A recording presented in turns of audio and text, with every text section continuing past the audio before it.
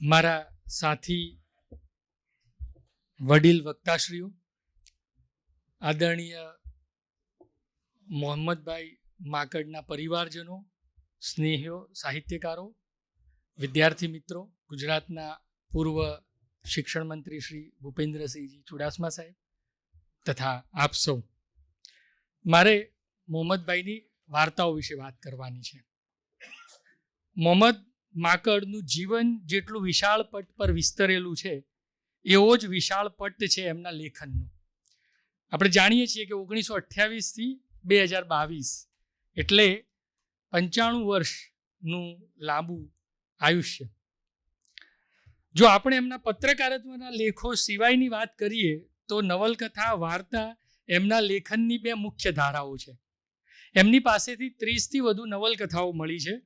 એમની સમગ્ર વાર્તાઓ મોહમ્મદ માકડ વાર્તાઓ 1-2 નામે 2 ભાગમાં 1988માં પ્રકાશિત થઈ.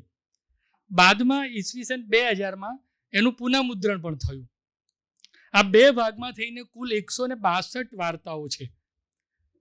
મોહમ્મદ માકડે પોતે એની પ્રસ્તાવનામાં લખ્યું છે કે એમને 250 થી વધારે વાર્તાઓ લખી છે, પણ આ 2 સંગ્રહોમાં એમણે 162 વાર્તાઓ સંગ્રહિત કરી છે. મોહમ્મદ માકડે એની પ્રસ્તાવનામાં લખ્યું છે એમ એમની પહેલી વાર્તા રહેસાતા જીવન 1948માં અખંડ આનંદ સામયિકમાં પ્રગટ થઈ. એટલે કે એમની 20 વર્ષની ઉંમરે એમની પહેલી વાર્તા અખંડ આનંદમાં 1948માં પ્રગટ થઈ. એમનો છેલ્લો વાર્તા સંગ્રહ વળાંક 1996માં પ્રગટ થયો. એ પછી પણ લગભગ 2010 સુધી કોઈને કોઈ નિમિત્તે એમનું વાર્તા લેખન ચાલુ રહ્યું છે. એટલે જો પાછળના છૂટાછવાયા વાર્તા લેખનને છોડી દઈએ તો પણ 50 વર્ષથી વધુ સુધી મોહમ્મદ માકડે સક્રિય રીતે વાર્તા લેખન કર્યું છે. 50 વર્ષનું વાર્તા લેખન ગુજરાતી વાર્તા સ્વરૂપ ક્ષેત્રે અનન્ય સમયગાળો છે. કારણ કે ધૂમકેતુ કે પન્નાલાલ જેવા વાર્તાકારો કે જેમને 400 થી વધુ વાર્તાઓ લખી હોય એમનો વાર્તા લેખન સમયગાળો પણ આટલા દીર્ઘ પટ પર વિસ્તરેલો નથી. હું આ વાત કરું છું ત્યારે એમાં કોઈ તુલના ભાવ નથી, કારણ કે લેખન સમયગાળાને અને વાર્તા કળાને બહુ ઝાઝી લેવા દેવા નથી. ઉમાશંકરે 10 વર્ષ જ વાર્તાઓ લખી છે, પણ જ્યારે કોઈ સર્જક સમયના આવા દીર્ઘ પટ ઉપર કાર્ય કરતા હોય ત્યારે બદલાતા સમયનું, સાહિત્ય સ્વરૂપનું, સાંપ્રત સાહિત્ય પ્રવાહોની કેવી છાપ એ સ્વરૂપમાં ઝીલાય છે એ જોવું રસપ્રદ બને. મોહમ્મદ માકડ પહેલી વાર્તા લખે છે ત્યારે મેં આગળ કહ્યું તેમ એમની ઉંમર 20 વર્ષ છે. ગુજરાતી કવિતામાં પ્રહલાદ પારેખનો બારી બહાર 1940માં પ્રગટ થયો કાવ્ય સંગ્રહ ને ગાંધીયુગીન વિચાર અને વાસ્તવદર્શિતામાંથી કવિતા છૂટીને નવા સૌંદર્ય લોક તરફ રસ્તો કરવા માંડે છે. જયંતિ દલાલનો પ્રથમ વાર્તા સંગ્રહ ઉત્તરા 1944માં અને જયંત ખત્રીનો ફોરા પણ 1944માં પ્રગટ થયો. એ સાથે જ ગુજરાતી વાર્તા પણ ઉમાશંકર જોશી, સુંદરમ અને પન્નાલાલ પટેલની વાર્તાથી જુદી ભૂમિકાએ આધુનિકતા તરફ રસ્તો કરી રહી હતી. ગાંધીયુગીન વાર્તાની ઘટના પ્રધાનતાને સ્થાને કથનની વધુ સૂક્ષ્મ તરેઓ તરફ વાર્તાકારોનું વલણ વધતું જતું હતું. એવા સમયે મોહમ્મદ માકડનું વાર્તા લેખન શરૂ થાય છે. હું આ ભૂમિકા એટલા માટે કરું છું કે આપણે જ્યારે કોઈ સર્જકનું પુનઃ મૂલ્યાંકન કરતા હોઈએ ત્યારે તે સર્જકના સર્જનને એના સમયના પરિદ્રશ્યમાં પણ તપાસવું જોઈએ. મોહમ્મદ માકડની પ્રથમ વાર્તા રહેસાતા જીવનમાં શાહુકાર દ્વારા ગરીબ અભણ ખેડૂતના શોષણની વાત કેન્દ્રમાં છે. જે રીતે ઉમાશંકર જોશી કે પન્નાલાલ પટેલે પોતાની વાર્તાઓમાં ઉત્તર ગુજરાતના ઈશાનિયા મલકના આદિવાસીઓના શાહુકારો દ્વારા શોષણની વાત શ્રાવણી મેળે કે પીઠીનું પડીકું કે દાણીનું ઘડિયાળ જેવી વાર્તાઓમાં આલેખ્યું છે, એમ સૌરાષ્ટ્રના ખેડૂતની વાત આ વાર્તામાં છે. ગુજરાતમાં પ્રજામંડળ આવી ગયું હતું, કારણ કે 1948માં આ વાર્તા લખાઈ છે. ગુજરાતમાં પ્રજામંડળ આવી ગયું છે. એના પ્રમુખ છે શેઠ મણીલાલ નાગરદાસ. શેઠ મણીલાલને 500 રૂપિયા લેવાના છે કાના પાસેથી. એમની નજર કાનાના બળદ અને ગાડી પર છે. કોઈ પણ રીતે પૈસાના બદલામાં બળદ ગાડી પડાવી લેવી છે. કાના અને મણીલાલના સંવાદમાં કાનાની દયનીય સ્થિતિ અને શેઠની શોષણખોરીના પડળ ખુલતા જાય છે. કાનાના દીકરાએ ફુગ્ગા લાવવાની જીદ કરેલી, એ લઈ જઈ શકે એમ નથી. બીજી બાજુ શેઠનો દીકરો આણંદ કોલેજમાં ખેતીવાડીનું ભણવા જવાનો છે. બંને પ્રસંગ સાથે મૂકી કાનાની કરુણ સ્થિતિ સર્જક કેવી રીતે ઉપસાવે છે જુઓ. આગે હીરા શેઠના છોકરા પાસે તળસી ઊભો હતો. શેઠનો છોકરો ફુગ્ગો કરતો હતો એ જોઈ ખેડૂતનો છોકરો કહેતો હતો, આજ તો મારા બાપા આવડો મોટો ફુગ્ગો લાવવાના. આવડો મોટો ફુગ્ગો શબ્દો કાનાના કાને પડ્યા. તે અચકાયો, મનમાં શરમાયો. ખડકી પાસે પહોંચ્યો ત્યારે ઊંધા ફરી ઉભેલ તળસીએ ખખડાટ સાંભળી પાછું વળી જોયું. બાપુ ફુગ્ગો, બાપુ આવડો મોટો ફૂગ. જા સાળા લબાડ, આઈ તારા સાટું ફુગ્ગો ટાંગી મૂક્યો છે. નિર્બળતામાંથી ગુસ્સો જન્મ્યો. અંતે રાણપુરના 2 સુધરેલા જુવાનિયા 400 રૂપિયામાં કાનાના બળદ લઈ ગયા. આ વાત શેઠ મણીલાલને ખબર પડી તો ઊભી વાટે લૂંટાયા જેવું લાગ્યું. એમને થયું કે એક 3% ખેડૂ તેમને બનાવી ગયો. કાનો પૈસા લઈને શેઠને આપવા જાય છે તો શેઠ મુનિમ રતિલાલને કહે છે, શેઠને એવું છે કે મારે 500 રૂપિયા લેવાના છે, એના બળદ ગાડી બંને લઈ લો, પણ આને તો 400 રૂપિયામાં બળદ વેચી દીધા બીજાને. એટલે મુનિમ રતિલાલને કહે છે શેઠ, તારા ગાડી બળદ તે શેઠને રૂપિયા 300માં ખડી દીધા છે અને રૂપિયા 150 તારી પાસેથી તેમના બાકી રહે છે. કાનો કહે, પણ તમે તો કહેતા હતા કે 500 ભાર એટલે હાવ લ્યો આ 500. તમારો હિસાબ ચૂકતે થઈ રહ્યો ને. લે જા, મારે તો બળદ ગાડી જોઈએ, રૂપિયાનું શું કરું? કૂવામાં નાખી દે, કૂવામાં. શિકાર પંજામાંથી છૂટી ગયા પછી પકડવા જતા બાજની જેમ શેઠે ગુલાટો ખાવા માંડી. પણ બાપુ આ ગાડી બળદના રૂપિયા છે, તો ગાડીને બદલે રૂપિયા આપી દે. 150 લેણા રહેશે કેમ રતિભાઈ? 70 5 95, 2 મૂક્યા છૂટના, લાવો પટેલ 100માં 2 ઓછા. એ કલ્પિત પ્રસંગ દુનિયા પર જીવંત બનતો હતો. વાર્તાને અંતે લેખક લખે છે, પરંતુ તે રાત્રે સાંજે ખેતીવાડા ખાધાના પ્રધાન આવ્યા. તેમના માનમાં મીટિંગ હતી. તેમાં શેઠ મણીલાલ નાગરદાસ પ્રજામંડળ પ્રમુખ બોલતા હતા, આપણે ખેતી સુધારવી જ પડશે. હું પોતે ખેડૂત છું, એટલે હું જાણું છું કે તેમને માટે સારા બળદ અને ખેતીના સામાનની સગવડ અને ઓછા વ્યાજે પૈસા મળે તેવી સગવડ અવશ્ય કરી દેવી પડે. ત્યાં વાર્તા પૂરી થાય છે. પહેલી જ વાર્તા. પણ તમે જુઓ કે જે બદલાતો સમય, પ્રજામંડળ આવ્યું છે અને તે છતાંય જે ખેડૂતોનું શોષણ છે એ તો કંઈ બદલાયું નથી. એ એક 20 વર્ષનો યુવાન આવો એક વિષય લઈને પહેલી વાર્તા લખે છે. મોહમ્મદ માંકડની પહેલી વાર્તામાં જ એમનું વાર્તા લેખન કઈ દિશામાં જશે એના સંકેત મળે છે.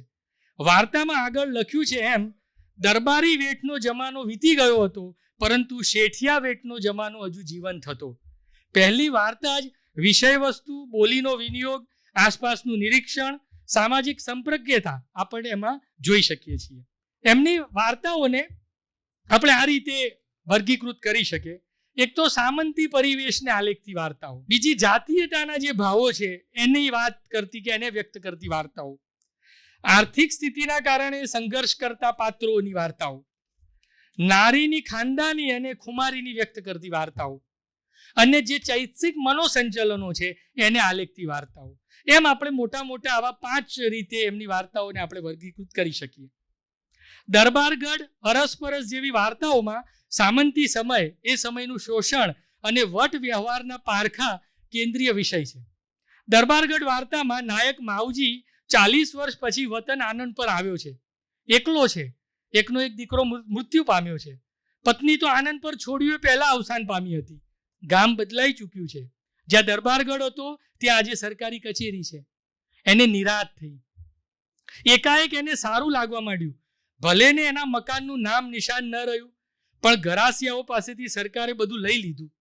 એને યાદ આવ્યું દાનુભા બાપુએ કેવો અપમાનિત કરીને કાઢી મૂક્યો હતો. વર્ષોથી એમની જમીન ખેડતો. 2 વર્ષ સારા ન ગયા. એને જમીન ખેડવા ખૂબ આજીજી કરી, પણ દાનભાઈએ ગાળો બોલીને ગામ છોડી જવા હુકમ કર્યો. એ પછી એની જિંદગી રજળપાટ બની ગઈ. આજે એના મનને ટાઢક થઈ. પણ જેવો ઓફિસ સુધી પહોંચ્યો એને જાણ્યું કે આ જગ્યા સરકારે પડાવી નથી લીધી, પણ દાનુભાના દીકરા પથુભાઈએ 5 થી 7 હજાર જેટલા રૂપિયામાં સરકારને વેચી છે. ત્યારે એને ન ગમ્યું. ઓફિસની અંદર 2 ખેડૂતો અધિકારીઓ સાથે બેંકનું લેણું માફ કરવા માટે કરતા હતા. અધિકારીઓ એમને ધમકાવતો હતો. બીજે દિવસે સરકારી ઓફિસના ઓટે માણસોનું ટોળું ભેગું થયું. રાત ટાઢમાં ઠૂંઠવાઈ ગયો. અરે એવી ટાઢ જ ક્યાં હતી? ભૂખનો માર્યો મરી ગયો. કાલ સાંજે તો સાજો નરવો હતો. છેલ્લે વાર્તામાં આ જે માવજી છે એનું મૃત્યુ થાય છે રાતે. એ જુએ છે કે એ 40 વર્ષ પહેલા જે ગામ છોડીને ગયો હતો અને જે શોષણ એનું હતું એ બદલાયું નથી. સરકારી અધિકારીઓ જે નવા આવ્યા છે એ એટલે જે ખેડૂત છે, જે ગરીબ છે, એના માટે કશું બદલાતું નથી. ખાલી રાજ્ય વ્યવસ્થાઓ બદલાય છે, બાકી જે માણસ છે એના માટે કંઈ બદલાતું નથી. એ વાર્તા અહીં આપણને એ જોવા મળે. અને કેવી રીતે એમને જે એ સમયનું આખું પરિવેશ એમને ઊભો કર્યો છે આ વાર્તામાં. તો એ રીતે જે રીતે રહેસાતા જીવન એ જ ધારાની આ વાર્તા એ દરબારગઢ. એ જ રીતે અરસપરસ વાર્તામાં તો હિંમતના પારખાની વાત છે. કારણ કે એ જે જમાનો હતો એ જમાનાની એ પરિવેશને આલેખે છે.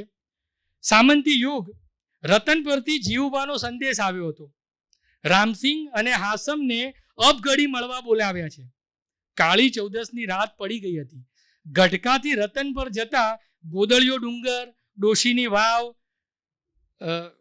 વાવ અને બાવળિયાની નેર પાર કરવાની હતી. બંને જે રીતે રસ્તો કાપે છે એમાં રાતનું વાતાવરણ અને રામસિંહ હાસમની મનોસ્થિતિનું વર્તન એના વિષયને વળ ચડાવે છે. બંનેને એમ થાય છે, મનમાં તો ગાળો દે છે કે આ શું જોઈને જીવુભાઈ આ કાળી ચૌદસની રાતે બોલાવ્યા. અને આ આખો આ ગોદળિયો ડુંગર પાર કરવાનો એવું કહેવાય છે કે ગોદળિયો ડુંગર રાતે કોઈ પાર કરી શકતું જ નથી. જે ગયા છે પાછા આવ્યા નથી, એમની લાશ જ મળે છે. ત્યારે આ 2 જણને બોલાવ્યા છે. અને વર્ણન જુઓ તમે. રાતને વજન હોય ખરું? પથ્થરને, પાણીને, હવાને પણ વજન હોય, પણ રાતના અંધારાને વજન હોય ખરું?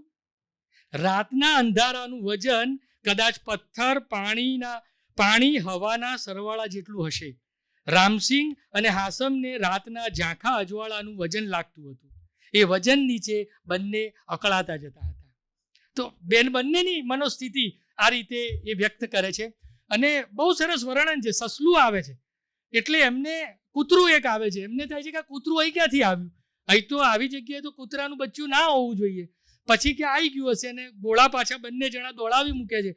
થોડા આગળ જાય છે અને ફરી એ જ કૂતરું આવે છે. એટલે એમ થાય છે કે આ કૂતરું કેવી રીતે આપણાથી પહેલું આવી જાય? અથવા તો કોઈ બીજો રસ્તો હશે. એટલે જે એક માન્યતા અત્યાર સુધી જે સાંભળેલું ગોદળિયા ડુંગર વિશે એ બંને પાત્રોના મનમાં, અને પછી એ ત્યાં પહોંચે છે. વાર્તા તો ત્યાં પૂરી થઈ જાય છે. કારણ કે જીવુબાને તો એ જ જોવું હતું. હવે એમને ચોરી લગાવવાના છે. હવે ચોરીમાં કોણ ટકી શકે ટોળીમાં કે જેનામાં આ એક હૃદય એમનું, તો એનો પારખા કરવા માટે આ કાળી ચૌદસની રાત એમને પસંદ કરી હતી. તો આવા પ્રકારની વાર્તાઓ પણ એમના પાસેથી મળે. એ જ રીતે ઉમરખાનનો દીકરો, એ વાર્તા પણ એવી જ છે. પહેલી વખત ચોરીમાં સાથે લીધી છે ઉમરખાનના દીકરાને. ઉમરખાન જ્યારે આ બધા ચોરી કરવા જતા ત્યારે નાકું સાચવતો. કારણ કે નાકું સાચવનારો હોય એ મજબૂત જોઈએ, અને એ પાછું એને આંતર કોઠાસૂઝ વાળો જોઈએ. અંદર અવાજ થાય, ખબર પડી જાય, ગામમાં કોઈ જાગી જાય તો શું કરવું એ બધી ખબર પડવી જોઈએ. અને આ જે પહેલી વખત ચોરી કરવા આવ્યો છે અને એનું નાકું સાચવા એને ઊભો રાખ્યો છે. બીજા કહે છે કે આ તમે શું કરો છો? પણ પેલું કહે છે ના, એ ઉમરખાનનો દીકરો છે. ઉમરખાન નાકું જ સાચવતો. તો આ પ્રકારની વાર્તાઓ નું એક ગુચ્છ એમનું. એ રીતે તમે માનશો, ઉષા અનિરુદ્ધના સ્વપ્નમાં હતી ત્યારે, પબ્લિક કેરિયરની મુસાફરી, ડોક્ટર શું કહે, ઘરઘરાવ, કાહટી જેવી વાર્તાઓમાં જાતીય જે વૃત્તિ છે એ જુદા જુદા રૂપે આલેખાય છે. તમે માનશો વાંચીએ ત્યારે ગુલાબદાસ બ્રોકરની લતા શું બોલે આપણને તરત યાદ આવે. તમે માનશો અને ઉષા અનિરુદ્ધના સ્વપ્નમાં હતી ત્યારે બંને વાર્તાઓ એના વિષય વસ્તુની રીતે ગુજરાતી વાર્તામાં જુદી વાત પાડનારી છે. કઈ રીતે? આ વાર્તા પ્રથમ પુરુષના કથન કેન્દ્રથી લખાઈ છે. મોહમ્મદ માંકડની વાર્તાઓ બહુ ઓછી છે કે જે પ્રથમ પુરુષમાં લખાઈ હોય, બાકી તો એમને સર્વજ્ઞના કથન કેન્દ્રથી ત્રીજા પુરુષમાં જ બધી વાર્તાઓ લખી છે.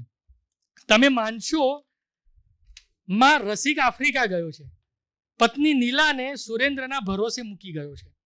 નીલા ભાભીને મેટ્રિક પાસ કરાવીને રસિક પાસે મોકલવા એ એનું મુખ્ય લક્ષ્ય છે. વાર્તા આગળ વધે છે એમ સુરેન્દ્ર નીલા ભાભી તરફ આકર્ષણ અનુભવતો હોય એમ લાગે, છતાં એનો સંયમ લેખકે બરોબર પાળ્યો છે. બંનેની એકલતા, ગીતોની વાતો, હસમુખના મહેણા, આ બધું જ હોવા છતાં બંને પાત્રો સંયમની રેખા ઓળંગતા નથી. અંતે નીલા મેટ્રિક પાસ થઈ જાય છે અને સુરેન્દ્ર મુંબઈ મૂકવા જાય છે ત્યારે બંને એક જ રૂમમાં રાત રહે છે. વાચકને લાગે કે હવે એક ક્ષણ આવી ગઈ જેના માટે લેખકે કથા માંડણી કરી છે, પણ નીલા તો રાત્રે રડ્યા જ કરે છે. લેખકે લખ્યું છે, બીજે દિવસે એ સ્ટીમરમાં ચડી અમે જુદા પડ્યા. હું એના સામે તાકી રહ્યો, એ મારા સામે તાકી રહી. એક પળ તો મને થયું કે હું એને નીચે ઉતારી લઉં, અને એને પણ એવો જ વિચાર આવ્યો હશે. એ બોલી પણ ગઈ. એમ થાય છે કે રોકાઈ જાઉં. એકબીજાને ભાવ હોવા છતાં મર્યાદા અને સંયમ એ આ વાર્તાને શારીરિક આકર્ષણની સામાન્ય વાર્તા બનવામાંથી ઉગારી લે છે. ઉષા અનિરુદ્ધના સ્વપ્નમાં હતી ત્યારે માં પણ એકલા રહેતા મુકુંદ અને એની સામે રહેતા બાબુલાલ અને એની પત્ની સુકેશીની વાત છે. બાબુલાલનું વર્ણન જુગુપ્સા પ્રેરક છે અને સુકેશી તો સૌંદર્યની મૂર્તિ સમી છે. સુકેશીને પામવા માટે મુકુંદના મનમાં થતી કલ્પનાઓનું રસિક વર્ણન છે. ધીમે ધીમે મુકુંદ બાબુલાલની નજીક આવતો જાય છે અને સુકેશીના ઘરે આવરો જાવરો શરૂ થાય છે. બાબુલાલ હવે બદલાવા લાગ્યો છે. સુકેશીના કહેવાથી મુકુંદને કપડાં પસંદ કરવા માટે લઈ જાય છે. અંતે સંકેત આવે છે કે સુકેશી ગર્ભવતી થઈ છે, પણ હવે મુકુંદ તરફ એના મનમાં નફરત છે, કારણ કે એ આગળ વધ્યો નહીં અને પોતે બાબુલાલ જેવા માણસથી ગર્ભવતી થઈ. માનવ મનની સંકુલતાઓ આ વાર્તામાં કળાકીય સંયમથી આલેખાઈ છે. એટલે અહીં તમે જુઓ કે અહીં જુદી રીતે એ રીતે છે કે બે સ્ત્રીઓ એ બંને ઈચ્છે છે કે પુરુષ એ આગળ વધે, પણ સ્ત્રીઓ પણ હિંમત નથી કરી શકતી અને પુરુષને પણ મનમાં હોવા છતાં એ આગળ નથી વધી શકતા. એ એક સંયમ જે છે એ સંયમ આપણને આ વાર્તામાં, બંને વાર્તાઓમાં દેખાય. એ રીતે પબ્લિક કેરિયરની મુસાફરી, એમાં બે મિત્રોની વાત છે અને જયંત અને ચંદ્રકાંત એ બંને મિત્રો છે. ચંદ્રકાંતને એવું થાય છે કે ડૉક્ટરને પૂછવા જાય એને નસબંધીનું ઓપરેશન કરાયું છે પણ પત્ની ગર્ભવતી થઈ છે. હવે ડૉક્ટરને પૂછવા જેવું છે પણ જયંત એનો મિત્ર જે સતત સાથે હોય છે એ એની સાથે ને સાથે છે, એટલે એને એમ થાય છે કે આ ક્યાં મારી સાથે આવ્યો. પહેલી વખત એને એવું થાય છે કે જયંત સાથે ન હોય તો સારું. પણ ડૉક્ટર પાસે જાય છે ત્યારે એક વ્યક્તિ આગેવાન આવીને બેઠા છે, ડૉક્ટર જોડે વાત કરતા હોય છે. વાતમાં એ પ્રશ્ન પૂછે છે કે ડૉક્ટર સાહેબ, નસબંધી કરાવી હોય તો એ ઓપરેશન ફેલ જાય? એટલે ડૉક્ટર કહે છે કે હા, કોઈક સંજોગોમાં ફેલ જાય પણ ખરું. એટલે ચંદ્રકાંતને જે પૂછવું છે એનો જવાબ એને મળી જાય છે કે એક એને હાસ થાય છે. પણ વાર્તા તો ત્યાં તો પછી વાર્તા ના બને. પણ પછી જ્યારે 2 દિવસ પછી ડૉક્ટર એને રસ્તામાં મળે છે અને પછી એ કહે છે કે કેમ છે ચંદ્રકાંત, મજામાં? આ જયંત કુંવારો છે ને એ મને કાલે જ પૂછતો હતો કે કોઈએ નસબંધીનું ઓપરેશન કરાયું હોય તો એ ઓપરેશન ફેલ જઈ શકે.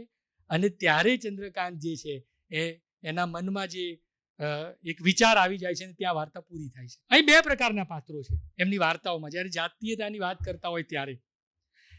એક જે જાતીય વૃત્તિની ચુંગાલમાં ફસાયેલા છે અને બીજા એવા જે પતનના આરે પહોંચીને પણ અણીના સમયે પોતાની જાતને એમાંથી બચાવી લે છે. એમાં આપણે લેખકની જીવન દ્રષ્ટિ પણ જોઈ શકીએ. એક, બધા જ સારા કે બધા જ ખરાબ નથી હોતા. એવા કોઈ તારણે લેખક એટલે પહોંચતા નથી કે બધા ખરાબ છે. કારણ કે એમની બધી વાર્તાઓમાં બે પ્રકારના પાત્રો આવે છે કે જે એક આમાં સપડાયેલા હોય છે અને બીજા એમના દ્વારા ત્યાં પહોંચે છે, પણ પહોંચીને પણ એ પાછા આવી જાય છે, એમાં પડતા નથી. એટલે એ રીતે આ વાર્તાઓ એ માત્ર કોઈ વ્યક્તિની જાતીયતાની વાત કરતી કે ગલગલિયા કરાવતી વાર્તાઓ નહીં, પણ એક પ્રકારની જીવન દૃષ્ટિ કે પાત્રોની વાત કરતી વાર્તાઓ છે. એટલે માટે એમની જાતીયતાના વિષય વસ્તુવાળી વાર્તાઓ પણ વ્યક્તિત્વના બે બિંદુઓને બતાવે છે. એ રીતે આ વાર્તાઓને આપણે જોઈ શકીએ. એ રીતે તપ, હીરબાઈ, પાણી વગરનુંમાં નારીની ખુમારીનું વર્ણન છે. તપ તો અદ્ભુત વાર્તા છે. પ્રતાપગઢની સીમમાં ભરવાડ અને કોળી વચ્ચે ધીંગાણું થયું. એમાં 2 ભરવાડની લાશો ઢળી ગઈ. મોહનને જન્મટીપ થઈ. મોહન બીજા બધા હતા પણ છૂટી ગયા. બીજા 10 જણ હતા મારવામાં તો, પણ મોહનને જન્મટીપ થઈ. જુવાન જોત લાખું, નાતરિયા નાતમાં રૂપનો અંબાર લાખું. એની પત્ની લાખું રૂપનો અંબાર.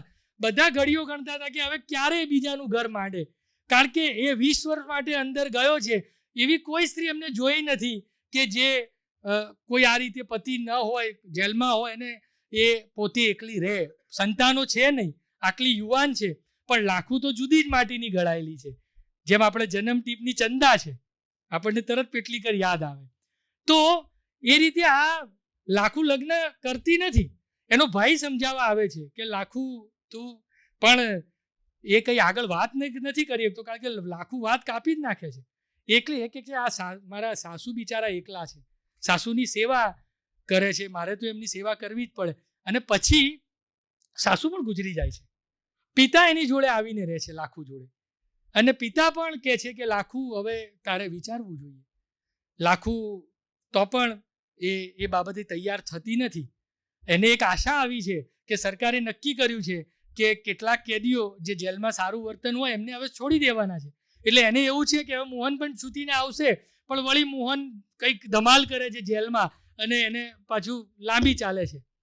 અંતે જન્મટીપ કરીને પાછો આવે છે. સરસ વર્ણન છે. ખાટલામાં બેઠો બેઠો લાખુને જોઈ રહ્યો છે. લાખુનું પણ વર્ણન છે કે જુવાનિયા લાખુને કેવી રીતે જોતા. બધા જુવાનિયાની લાખુ પર નજર હતી, પણ લાખુ કોઈ નજર ઊંચી કરીને એને જોયું નથી. અને પછી તો ધીરે ધીરે લાખુ છે એ જે જુવાનિયાઓના નજરમાંથી અને પછી તો એની ક્યાંય બહાર જતી રહી. કારણ કે હવે એનું યૌવન પહેલા જેવું રહ્યું નથી. માથાના વાળ પણ ધોળા થઈ ગયા છે. અને મોહન પાછો આવે છે. આવીને પેલી રોટલા ગળતી હોય ને ખાટલામાં બેઠો બેઠો એને જોયા કરીને કશુંક વિચારતો હોય છે. એને સરસ લેખકે અહીં વર્ણન કર્યું છે.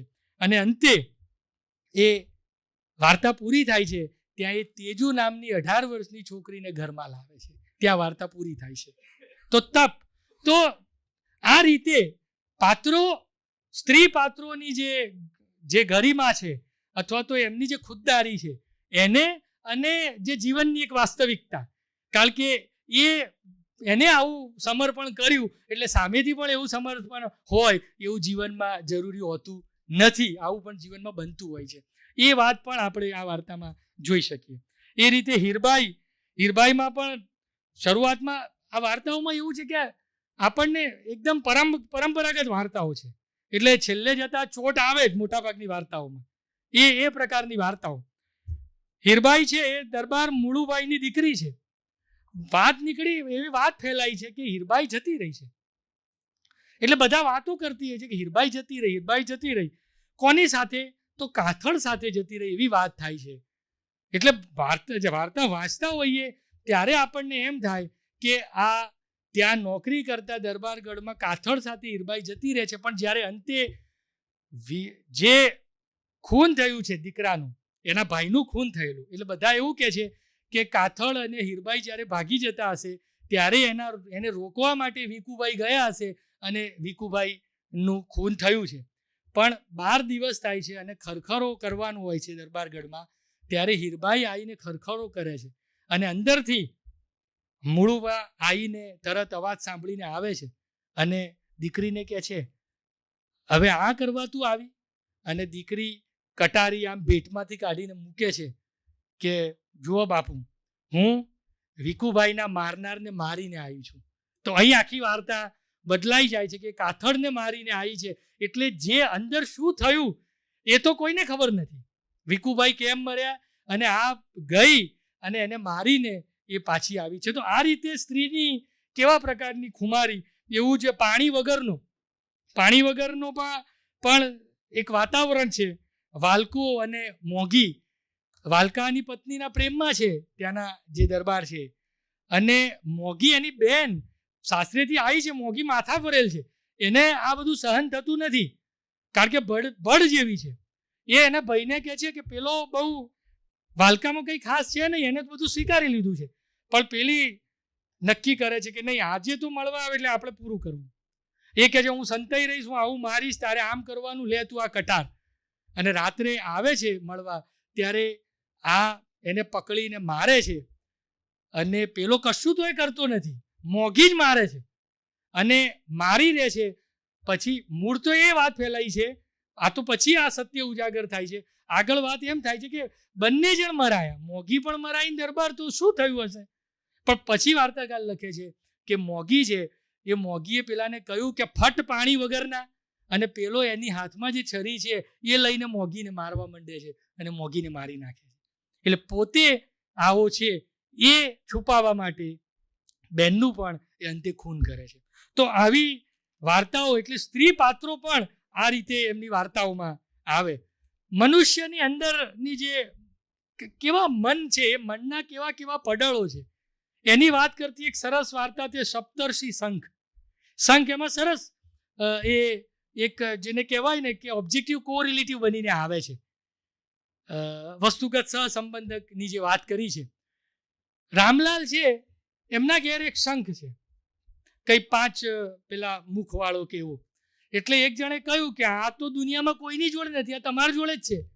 એટલે પહેલા તો એ ધ્યાન આપતા નથી, પછી એમને તો આ તો મારી પાસે જ આવો છે. એટલે એ સરસ શોકેસ બનાવે છે ને એમાં શંખને મૂકે છે, અને શંખની જે મળે એને શંખની વાત કરે. એટલે બધા જોવા આવે કે ઓહો, તમારી જોડે આવો શંખ છે. કેટલાક ફોટા પાડી જાય ને પત્રકારો આવવા માંડે ને છાપાઓમાં. એટલે એ તો બહુ એવું ફીલ કરે છે કે મારી જોડે એક અનન્ય દુનિયાની વસ્તુ છે. પણ ધીમે ધીમે બધાની પછી તો ઓસરતી જાય છે એમાંથી રસ. એટલે એમને પણ જીવનમાંથી રસ ઓસરતો જાય છે. અને પછી એક દિવસ એમને વિચાર આવે છે કે મારે આ શંખ કોઈને આપી દેવો છે.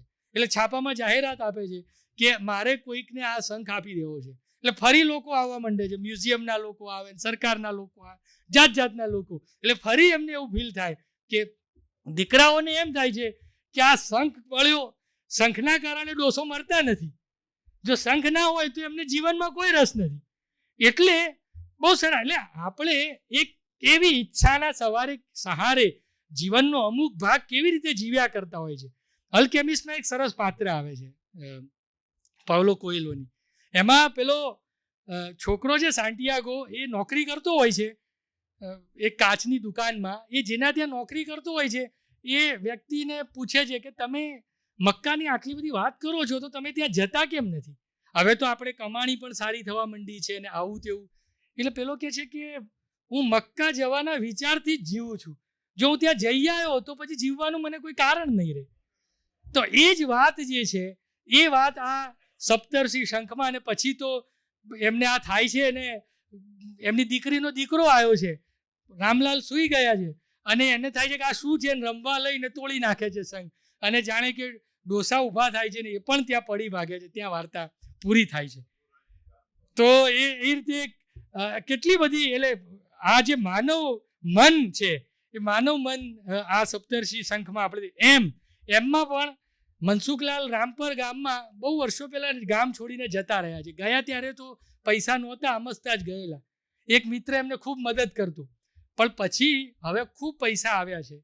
મિત્રને જ્યારે જરૂર પડી ત્યારે નહોતા મોકલી શક્યા, મોકલું એમ કરીને. પણ હવે એ ગાડીમાં આવી રહ્યા છે અને મનમાં વિચાર ચાલે છે કે આટલા બધા રૂપિયા હું કમાયો છું, હવે શું કરી દઉં ગામમાં જઈને. આ રીતે તળાવ કિનારે સરસ બંગલો બનાવવો છે, એકાદ માતાના નામે દવાખાનું બનાવી દઈશ, સ્કૂલ હું ગયો ત્યાર તો પતરાવાળી હતી તો સરસ સ્કૂલ બનાવી દઉં ને મારું નામ થાય. આમ બધું મનમાં વિચારો થાય છે. ત્યાં ઉતરે છે અને લેવા જે માણસ આવ્યા છે એ સરસ ગેસ્ટ હાઉસમાં લઈ જાય છે. એટલે કે છે આ ગેસ્ટ હાઉસ, એટલે કે એ તો આપણા ગામનો પેલો વાણિયા હતા ને, ખૂબ કમાયો એટલે એને ગેસ્ટ હાઉસ બનાવ્યું છે. પછી કે છે પેલી બંગલી, એ તો કે તમારા મિત્ર નહોતા, બિચારા દીકરાએ બહુ મહેનત કરીને દી વળ્યો એટલે એને બંગલો બનાવ્યો છે. એટલે એમ એમ એમ કરતા જાય છે. અને જે મનમાં જે આવ્યા ત્યારે જે બતાવી દેવાનું હતું ગામમાં, એની જગ્યાએ જાણે કે એ જે વિચારતા હતા એ બધું તો ગામમાં છે, અને હવે એ આવ્યા છે ત્યારે એમની એવી કોઈ મહત્તા કે હું છાકો પાડી દઉં કે એવું કંઈ થાય એમ નથી. તો એવી એ વાર્તા, એ રીતે પથારી બહુ લાક્ષણિક વાર્તા છે. મને બહુ ગમી એ વાર્તા. રમણલાલ છે, પત્ની ભદ્રાની સાથે સૂતા હોય છે, પણ પછી બાળક થાય એટલે અલગ પથારી કરીને પત્ની સૂતી હોય. એટલે ઘણી વખત પત્નીને કે તું જોડે પથારીમાં ઊંઘને, તું નીચે કેમ ઊંઘે છે? પણ પત્ની કહે છે કે ના, હવે તો આપણું બાળક છે ને, એ પછી તો બીજું બાળક થાય છે, ત્રીજું બાળક થાય છે ને, એમ ઉંમર જતી જાય છે. એમને ફરી ક્યારે ભદ્રા પથારીમાં સાથે સૂતી નથી. એક દિવસ દીકરો પરણીને બીજે રહે છે, દીકરી પણ ગઈ છે, બીજો દીકરો ક્યાંક ફરવા ગયો છે. એકલા ખુરશીમાં બેઠા બેઠા આ વિચાર કરે છે કે આજે તો ભદ્રાને કહું કે પથારીમાં સૂવે. તમે જુઓ કે આપણને વિચાર આવે પથારીનો એટલે જાત જાતના વિચાર આવે, પણ પછી એ કહે છે પત્નીને, હવે તો શરીર પણ એવું રહ્યું નથી પહેલાં જેવું ને. પત્ની સૂવે છે પથારીમાં અને સવાર પડે છે એટલે એ પત્ની સૂતી છે. આજે સવારે ઉઠીને એને કંઈ કામ કરવાનું નથી, કોઈ ઘરમાં નથી. એ સાંજે એને પગ દબાઈ આપે છે અને પછી સવારે ઉઠે છે એટલે દૂધવાળો આવે છે, તો ખબર નથી દૂધ લઈને લેવું ને ક્યાં મૂકવું ને, પણ એમને થાય છે કે આજે પહેલી વખત શાંતિથી પથારીમાં સૂતી છે તો મારે એને ઉઠાડવી નથી, અને એમ કરીને દૂધ લઈને મૂકે છે, બીજા બધા કામો પણ કરે છે. તો એમને એમ છે કે પત્ની શાંતિથી પથારીમાં સૂવે, એ જે ભાવ એ આ વાર્તામાં એ સરસ રીતે વાર્તા જે રીતે આગળ વધે છે અને પછી જે રીતે લેખકે પૂરી કરી છે એમાં એક આ ભાવ આપણે જોઈ શકીએ. વિચિત્ર વાત, એમાં પણ શાળ દંપતીની વાત છે. અંતે કેટલાક નિરીક્ષણોની વાત કરું. આમ તો એમની કેફિયત જ એક વાંચું છું, એમને જે આ 2 ભાગ વાર્તાઓને પ્રગટ કરે એમાં લખ્યું છે એમને, મેં પણ જૂના નવા પ્રવાહો અને પ્રયોગોમાંથી શીખવાનો પ્રયત્ન કર્યો છે, અને છતાં આ કે તે પ્રવાહમાં તણાયા વિના મારી રીતે તેમાં તરવાની કોશિશ કરી છે. મેં લખવાની શરૂઆત કરી ત્યારે લેખકો પ્રસંગને ઉપસાવવા માટે, જેમ કે કોઈનું મૃત્યુ થાય ત્યારે એ જ વખતે સૂર્ય ડૂબી ગયો, આકાશમાંથી તેજસ્વી તારો ખરી પડ્યો, એ વખતે પેઢલી પર દીવો બુઝાઈ ગયો, એવો મેળ બેસાડી દેતા હતા. મેં પણ એ રીતે લખ્યું છે, પરંતુ પછી એ રીત છોડીને વધુ સારી અભિવ્યક્તિ શોધવાના પ્રયત્નો કર્યા છે. એટલે મારી વાર્તાઓની ભાષા અને શૈલીમાં સતત પરિવર્તન થતું રહ્યું છે. એ જ રીતે એના આંતરબાહ્ય કલેવરમાં પણ ફેરફાર થતા રહ્યા છે. સેક્સના પ્રાધાન્યવાળી, અંતમાં ચમત્કૃતિ હોય એવી, અસ્તિત્વવાદની છાયાવાળી, શોષણખોર અને શોષિતના ચિત્રો રજૂ કરતી, મનોવૈજ્ઞાનિક પ્રશ્નો અને કારણોવાળી, જીવનની ક્ષણભંગુરતા, વિચિત્રતા, અર્થહીનતા રજૂ કરતી, માનવના પ્રેમ, ડર, આનંદ, દુઃખ, વેદના, પીડા ને વાચા આપતી, પાત્ર પ્રધાન, ઘટના પ્રધાન, ઘટના વિનાની અનેક પ્રકારની વાર્તાઓ મેં લખી છે, અને દરેક વાર્તા દ્વારા કંઈક નવું શીખવાનો પ્રયત્ન કર્યો છે. લખતા લખતા જ લેખન દ્વારા માણસ જાતને સમજવાનો પ્રયત્ન કર્યો છે, અને એ દ્વારા જીવનની અગાધ લીલાને જોવાનો લાહવો લીધો છે. અને જે કંઈ જાણવા મળ્યું છે એથી મારા આશ્ચર્યમાં અને નમ્રતામાં વધારો થતો રહ્યો છે. આવું એમને આ વાર્તાઓની વાત કરતા લખ્યું છે. 4-5 નિરીક્ષણો. એમની વાર્તાઓમાં પરંપરાગત વાર્તાની જેમ જ ચમત્કૃતિ આવતી હોય એ પ્રકારની મોટાભાગની એમની વાર્તાઓ છે, કે અંતે જે હતું ને કે ચમત્કૃતિ આવવી જોઈએ એ પ્રકારની એમની વાર્તાઓ છે. આધુનિક, અનુઆધુનિક એવા બધા વલણોથી અળગા રહ્યા છે. કારણ કે એમને લખવાનું શરૂ કર્યું ત્યારે મેં કહ્યું કે એની પહેલાં જયંતિ દલાલ, જયંત ખત્રી એ બધા લખવાનું એટલે વાર્તા સંગ્રહો આવી ગયા હતા, અને જે ગાંધીયુગીન વાર્તા હતી એ બદલાવા લાગેલી. પણ તે છતાંય, અને એ પછી સુરેશ જોશી આવ્યા અને એમને જે વાર્તા વિભાવના આપી એ બધાથી જુદા, જેમ બક્ષી ઘટના પ્રધાનવાળી વાર્તાઓ લખતા રહ્યા એમ એમની વાર્તાઓમાં પણ ઘટના પ્રધાનતા આપણને જોવા મળે. એટલે એ સાંપ્રત જે વલણો હતા, સાહિત્યિક વલણો, એ વલણોથી અળગા રહી અને એમની જે શૈલી છે, એટલે એમની પોતાની એક શૈલી છે અને એ જ શૈલીમાં એમને અંત સુધી વાર્તા લેખન કર્યું છે. એટલે 1948ની તમે વાર્તા જુઓ અને તમે 1996 કે એ પછીની વાર્તા જુઓ, પણ એની જો શૈલીની રીતે તમે જુઓ તો એ વાર્તાઓ છે એ એમની એક આગવી શૈલી છે, એ શૈલીમાં એમને લખતા રહ્યા છે. અને એમને કહ્યું છે કે હું કસાયમાં એમાં તણાયો નથી અને મેં મારી રીતે લખ્યું છે. મેં કહ્યું એમ ઘટના પ્રધાનતાથી, એટલે ઘટના પ્રધાન વાર્તાઓ એમને આપી છે. ઘણી વખત એવું પણ લાગે કે લેખનમાં એકવિધતા પણ લાગે આપણને એમની વાર્તાઓમાંથી જ્યારે પસાર થઈએ ત્યારે. વિષય વસ્તુ હોય એટલે વાર્તા વાંચવાની તો મજા આવે જ, પણ એકવિધતા જેવું પણ લાગે. કેટલીક વખતે તમે પ્રિડિક્ટ પણ કરી શકો કે હવે પછી આ વાર્તાનો અંત શું આવશે, એવું પણ પ્રિડિક્ટ કરી શકાય. એ પણ પ્રકારની પણ ઘણી વાર્તાઓ છે. પણ મેં કહ્યું એમ કે એક વાર્તાકાર, કારણ કે એક કવિ 60 વર્ષ સુધી લખે છે, આપણે ત્યાં અનેક દાખલા છે, પણ કિરીટભાઈ બહુ ઓછા દાખલા હશે કે વાર્તાકાર 50 વર્ષ સુધી વાર્તા લખ્યા કરે. એવા દાખલા એ આપણે ત્યાં ઘણા ઓછા છે. કારણ કે એક વાર્તાકારનો જે દરેક વાર્તાકારનો એક એવો સમય હોય છે જ્યારે એ એની ઉત્તમ વાર્તાઓ આપતા હોય, એમાં પછી અપવાદો હોય, પણ એવા અપવાદમાં આપણે મોહમ્મદ માંકડને મૂકી શકીએ. મને આમાંથી એક ધારું એમની વાર્તાઓમાંથી હું પસાર થયો એટલે એક નવા વિશ્વમાં, જે વાર્તા વાંચતા હોઈએ અમે એનાથી એક જુદા વિશ્વમાં જવાનું થયું. ને એ જોતાં જોતાં મને આવું કેટલુંક એમની વાર્તામાંથી લાગ્યું એ આપની સમક્ષ રજૂ કર્યું. મને તક આપી મનીષભાઈએ વાત કરવાની ને એ બહાને આટલી બધી વાર્તાઓમાંથી પસાર થવાની તક મળી, એ બદલ હું એમનો આપ સૌનો આભારી છું. ખૂબ ખૂબ આભાર.